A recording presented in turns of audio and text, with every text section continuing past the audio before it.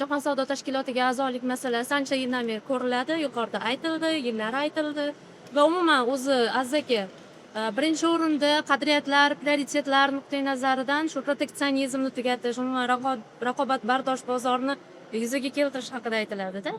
Va ayni masala Jahon savdo tashkilotiga a'zo bo'lgandan keyin O'zbekistonda aynan avtomobillarni olib kirishdagi bojlar pasaytirilishi kutilyaptimi? Va umuman kelgusi yillarda yoki mahalliy bozorni himoya qilish uchun imtiyozli muddat ham e'lon qilinishi mumkinmi? Shu bo'yicha ma'lumot bersangiz. Endi avtosanoat ko'pchilikni qiziqtiradigan masala, lekin mana oxirgi 8-9 yildagi tendensiyani qaraydigan bo'lsangiz, avtomobil bozorida ancha erkinlik boshlangan. Endi davlatlarni o'zgarish sanoat siyosati bo'ladi. O'sha nuqtai nazardan hamma narsani bir kunda o'zgartirib bo'lmaydi. Bu narsaga sekin bosqichma-bosqich yetib kelinadi. Avtomobil bozorini ham ko'radigan bo'lsangiz, mana o'zingiz o'ylab ko'ring. Oldinlari Toshkent ko'chalarida ham ko'radigan bo'lsangiz, asosan o'zimizni 2-3 ta modeldagi mashinalarni ko'rardingiz. Hozir agar ko'chada ko'rsangiz, u yerda yo'q modelli o'zi yo'q va bu ikkita narsadan dalolat. Birinchidan bu demak ushbu sohada erkinlashtirish jarayoni boshlanganidan va ikkinchidan bu xalqimizni demak to'lov qobiliyatini ham oshganligidan.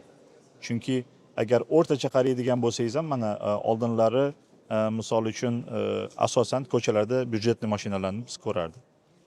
Bugungi kunda hamma model bor. Va o'sha avtomobillarni o'rtacha aholi sotib olayotgan narxini olib qaraydigan bo'lsangiz, oldingi yillarga nisbatan bu anchaga oshgan. Misol uchun o'rtacha oldinlari 10-12 ming dollar atrofidagi mashinalar sotib olinar edi. Hozir menimcha o'rtacha 20 ming dollar atrofida bo'lsa kerak. Cheklovlarchi? Qarang, Vaziyatni boshqacha ekanligini ko'rsatmaydimi? endi notarif cheklovlarni o'ziga yarasha yaxshi yomon taraflari bor. Mana bir xil proteksionizm uchun xizmat qildida. proteksionizm nuqtai nazaridan ham o'sha masalalar mana bugungi kunda bilasiz, o'tgan yil sentyabr oyida ko'pgina bunga o'xshagan demak choralar bekor qilindi. Birinchidan, ikkinchidan mana bir xil joylari bor, biza iste'molchilar huquqini ham himoya qilish nuqtai nazaridan. Mana bitta misol aytishim mumkin. Bir xil bugungi kundagi model mashinalar bor. Ulardagi bor funksiyalardan foydalanish imkoniyatini olishingiz uchun mana misol uchun Xitoy mashinalarini olib qaraylik. Bir xil funksiyalarni ishlatilishi uchun o'sha Xitoy sim kartasini sotib olishingiz kerak bo'ladi. Keyin ularni sistemasiga demak registratsiya qilishingiz kerak bo'ladi va o'sha asosda faqatgina o'sha avtomobildagi qanaqadir funksiyalar ishlashi mumkin. Lekin biz iste'molchilarga bugungi kunda bu funksiyalarni O'zbekiston sharoitida ishlashi uchun demak sharoit yaratib berishimiz kerak. Nimaga biz Xitoy sim kartasini olib Xitoyga yiliga misol uchun 50-60 dollar aholimiz pul to'lab shu sistemadan foydalanish kerak. Demak, O'zbekistonning bozorida bu mashinalar aholiga sotilyaptimi? Demak, u funksiyalar tayyor ishlatishga dostupniy bo'lishi kerak. Importdagi bojlarchi Aziz aka? Bojlar agar qaraydigan bo'lsangiz, oxirgi 8 yilda 2 barobar tushgan. Oldinlari bilasiz, o'rtacha boj 30% va har bitta o'sha nimani dvigatelli hajmiga qarab belgilanadigan to'lovlar bo'lardi. U belgilanadigan to'lovlar ham 2 barobardan ko'p kamaygan. O'sha uchun bu Azizbek aka, hozir hamkasbimning savoli, JSTga kirsak bojlar tushadi degan o'z-o'zidan bitta mantiqqa tayanyapti-da. Lekin endi bizlar mana shu jarayonda yurgan yoki xorijlik mana shu jarayonga aloqador mutaxassislar bilan gaplashganimizda aksincha O'zbekiston Jahon savdo tashkilotiga kirish doirasida o'zi uchun har xil turdagi imtiyozlar, savdoni cheklash va bojlarni saqlab qolish imkoniyatlarini so'rayapti ko'proq. Bu istisnolarni ayta olasizmi? Aniq qaysi korxonalarga, qaysi sanoat turlariga so'ralmoqda va bu imkoniyatlar qancha vaqtga so'ralmoqda? 5 yil, 10 yil, 2 yil va biz qachon hamma qatori bir xil maydonga chiqib ola olamiz? Hamma qatori bir xil maydonga degan savolingizga qaraydigan bo'lsak, ko'pgina agar Jahon savdo tashkilotini a'zolarini ham qaraydigan bo'lsangiz, bu har bitta davlatda demak huquqi birinchidan, ikkinchidan har bitta davlat shu narsaga intiladi. Keyin Jahon savdo tashkilotiga a'zo bo'lganda bu kelishiladigan majburiyatlar bular demak maksimal biza ishlatishimiz mumkin bo'lgan demak daraja belgilab beriladi. O'sha nuqtai nazardan davlat o'zida bu narsani iloji boricha ko'proq saqlab qolishga harakat qiladi. Lekin bu degani davlat proteksionizmni qiladi degani emas. Yo'q, shuning uchun so'rayapman-da, bu imtiyozlar qaysi sohalarga, qaysi Bir yo'nalishga? xil davlatlarni olamiz. Katta davlatlarni. Aniq. Da. Agar katta davlatlarni oladigan bo'lsak ham, agar Xitoyni ham oladigan bo'lsak, Hindistonni oladigan bo'lsak, ulardagi Jahon savdo tashkilotiga a'zo bo'lgandek o'rtacha bojlari bizanikidan 4-5 baravarga ko'proq. Shu nuqtai nazardan agar olib qaraydigan bo'lsak, umumiy, men hozir har bittasini detalini yana ochiqlay olmayman. Umumiy olib qaraydigan bo'lsak, Endi ma'lum kengroq yo'nalishlar. Demak, bojlar kamaytiriladi. Lekin biz uchun o'sha chувствительный bo'lgan demak sohalar bor.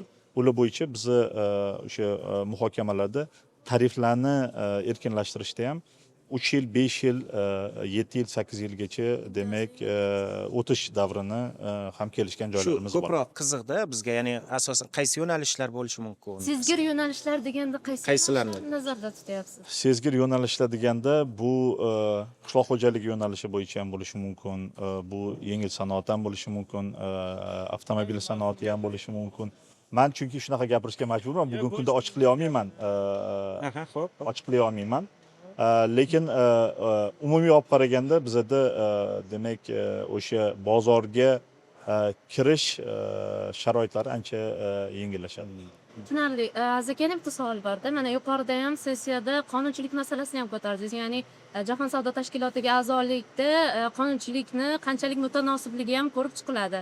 Mana bojlar pasaytirilishida biz bilamiz, har yili alohida hujjatlar bilan eksklyuziv huquqlar beriladi ba'zi kompaniyalarga, preferensiyalar yoki muddat uzaytiriladi. A'zolik masalasi ko'rilayotganda mana shu huquqiy baza ham, ya'ni huquqiy mutanosiblik ham ko'rib chiqilyapti. Qanchalik moslashtirilyapti? Qaysi jarayondamiz biz? Albatta ko'rib chiqiladi. Endi o'tda bu muzokaralar jarayonida hech narsani yashira olmaysiz. Agar yashiradigan bo'lsangiz, bu tashkilotga a'zoligingiz cho'zilib ketaveradi. Chunki davlatlar ham bu narsani juda yaxshi bilishadi. Chunki mana agar даже o'sha avtomobil sanoatini ham olib qaraydigan bo'lsak, nechta davlat bizga eksport qiladi. Eksport qilayotgan davlatlarning kompaniyalari bizga bozorga kirish sharoitlarini juda ham yaxshi biladi-ku. Har bitta davlat biz bilan muzokaralarni yurgizganda o'zini biznesi bilan birinchidan bu narsalarni juda qattiq muhokama qilib oladi. Sharoitlarni bilib olishadi. O'sha asosida keyin biz bilan muzokaralarga kirishadi. Shuning uchun bu yoqda nimanidir yashirish juda ham qiyin masala. JST haqiqatan boyagi maydonda ochiq raqobat bo'lishini talab qiladi va shu ma'noda tashkilotga a'zolik bilan davlat korxonalariga berilayotgan u ochiq bo'lsin, yashirin bo'lsin, chiqib qoladi-ku hujjatlarda subsidiyalar masalasi. Qanchalik ochiq bo'ladi subsidiyalar yoki qanchalik to'xtatishga majbur bo'linadi? Jahon savdo tashkilotining demak subsidiyalar bo'yicha alohida demak talablari bor. Bu bo'yicha davlat o'sha subsidiyalar bo'yicha har yillik Jahon savdo tashkilotiga o'sha hisobotini topshiradi. Qaysi sohalarga qancha subsidiya berildi. O'shandan kelib chiqqan holda agar bu subsidiyalar darajasi Jahon savdo tashkilotiga a'zo bo'lgandagi olingan majburiyatlardan oshadigan bo'lsa, demak bu demak Jahon savdo tashkiloti bu narsani to'g'rilashga majbur qiladi. Demak o'sha kelishilgan majburiyatlar doirasida faqatgina subsidiya berish masalasi. Biz bilamiz, ikki tomonlama kelishuvlar bo'yicha faqat hozir Tayvan bilan muzokaralar qolyapti. O'zbekiston adashmasam rasman bu davlat bilan qandaydir aloqalarga ega emas va shu ma'noda bu ikki davlat o'rtasidagi muzokaralarning bugungi holati qanday va nima masalalar qolyapti? Endi Jahon savdo tashkiloti bu siyosiy tashkilot emas, bu iqtisodiy tashkilot. O'sha nuqtai nazardan endi Xitoy Taypei ham Jahon savdo tashkilotining alohida a'zosi. O'sha nuqtai nazardan biz agar tashkilotga a'zo bo'lmoqchi bo'lsak, ular bilan ham o'ziga yarasha muzokaralarga kirishib, demak o'sha iqtisodiy masalalar bilan bog'liq bo'lgan masalalarni kelishib olishimiz kerak. Yana bir marta aytaman, bu yoqda siyosiy masalalarni hech qaysi davlat yoki hech qaysi Jahon savdo tashkilotining a'zosi shart sifatida qo'yishi mumkin emas. Bu bo'yicha demak aniq oydin belgilab berilgan qonun qoidalar bor. O'sha qoidalar asosida bu muzokaralar yuritiladi. Dekabr oyida bosh kengash yig'ilishida ayrim xavotirlar haqida gapirgansiz va ko'proq vaqt olishni aytgansizda. Mart oyida уже a'zo bo'lishimiz reja qilingan edi. Martdan ham o'tishi mumkinmi muddat? Martdan o'tishi mumkin, da. Chunki o'sha dekabr oyida o'sha xavotirlar haqida gapirganimizda ham ayrim mamlakatlar bor, ular bizani hujjatlarni ko'rish jarayonini cho'zmoqda. Endi uni ochiqlasam noto'g'ri bo'ladi. Bor shunaqa mamlakatlar, ular bilan biz shu jarayonni tezlashtirish maqsadida bugungi kunda gaplashib kelishishga erishishga harakat qilyapmiz. Azizbek aka, biz ko'pincha matbuot vakillari oxirgi trendlarni olamizda, ko'proq savollarni oldinlab ketamiz, lekin bugun ijtimoiy tarmoqlar bo'ladimi, yozilayotgan postlar, odamlar bilan gaplashganingizda odamlarda o'zi nima o'zgaradi hayotimizda, oddiy iste'molchini hayotida JSTga a'zolik bilan nima o'zgaradi degan tabiiy savollar bo'ladi va barcha muzokaralardan xabardor va mana shu jarayonga rahbar bo'layotgan kishi sifatida mana oddiy tomoshabinga nima deya olasiz? O'zbekiston kirayotgan shartlar bilan oddiy iste'molchi hayotida nimalar o'zgaradi, qachon sezadi buni? Iste'molchi nuqtai nazaridan olib qaraydigan bo'lsak, torroq tushunchada bularni bozordagi demak tanlovi oshadi. Chunki kuchliroq raqobat hisobiga yoki narx tushadi yoki sifat yaxshilanadi. Ko'p hollarda bu ikkita jarayon birgalikda ro'y beradi. Bu degani demak o'sha aholi uchun to'lov qobiliyati. Agar kengroq tushunchada qaraydigan bo'lsak, bu o'sha iqtisodiy rivojlanish bilan bog'liq. O'zbekistonga sifatli investitsiyalar kelishi bilan bog'liq bo'lgan jarayon bo'lgani uchun ham sifatli investitsiya bu nima degani? Bu ishlab chiqarish degani. Tovar bo'lishi mumkin yoki xizmatlar bo'lishi mumkin. Ishlab chiqarish degani bu ish o'rinlari degani. Va o'sha ishlab chiqarishda samaradorlikni oshishi bu demak shu yo'nalishda ishlaydigan insonlarni oyligi nuqtai nazaridan, daromadi nuqtai nazaridan bu oshadi degan. Shunga torroq tushunchada agar bu bozordagi ularni tanlov oshadigan bo'lsa, kengroq tushunchada bu iqtisodiy rivojlanish bilan birgalikda aholini daromadi, turmush tarzi sharoitini yaxshilanishiga olib keladi. Va eng asosiysi demak iqtisodiyotda hamma uchun keng sharoit yaratilinadi. Bu tadbirkorlik, aholini tadbirkorlik faoliyatini ham kengayishiga olib keladi. Savollar ko'p, chunki muhim jarayon, muhim tashkilot uchun a'zolik masalasi ko'rilyapti. O'shanga Jahon savdo tashkiloti bosh kotibi aytganda 2026-yilda o'zida O'zbekiston a'zoligini nishonlaymiz deb ma'lumot ham berilgandi. Hozir endi martdan ham o'tishi mumkin deyapsiz. Aniq muddatni ayta olasizmi yoki taxminlarmi? Agar O'zbekistonni o'ziga qo'yib bersangiz, biz mart oyida tayyormiz. Lekin boya ham aytib o'tdim, bu faqatgina bir tomonlama emas. Bu nimani ikkinchi tomoni ham bor. Tanganing ikkinchi tomoni ham bor. Bu o'sha Jahon savdo tashkilotini a'zo mamlakatlar. Chunki pirovardida bu mamlakatlarni qaror asosida faqatgina biz a'zo bo'lishimiz mumkin. Lekin JST qoidalarini shunchaki qabul qilganda ham bugun a'zo bo'lgan bo'lardik. JST qoidalarini biz albatta qabul qilamiz. U qabul qilmasdan bu tashkilotga a'zo bo'lmaydi. To'liq qabul qilinganda ham demoqchiman-da, boyagi iltimoslarsiz, istisnolarsiz.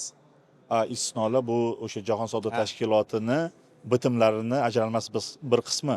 Chunki Jahon savdo tashkiloti demak rivojlangan davlatlar bor, rivojlanayotgan davlatlar bor va kam rivojlangan davlatlar bor. Har bittasini o'ziga sharoitlari bo'yicha o'tda har bitta bitimida belgilangan qonun qoidalar bor. O'sha qonun qoidalardan chetga chiqib keta olmaysiz. Va Jahon savdo tashkilotiga a'zo bo'lyapmizmi? Demak, uni majburiy bo'lgan shartlarni hammasini bajaryapmiz degan. Shuning uchun siz o'ylagan poblashka yo'q.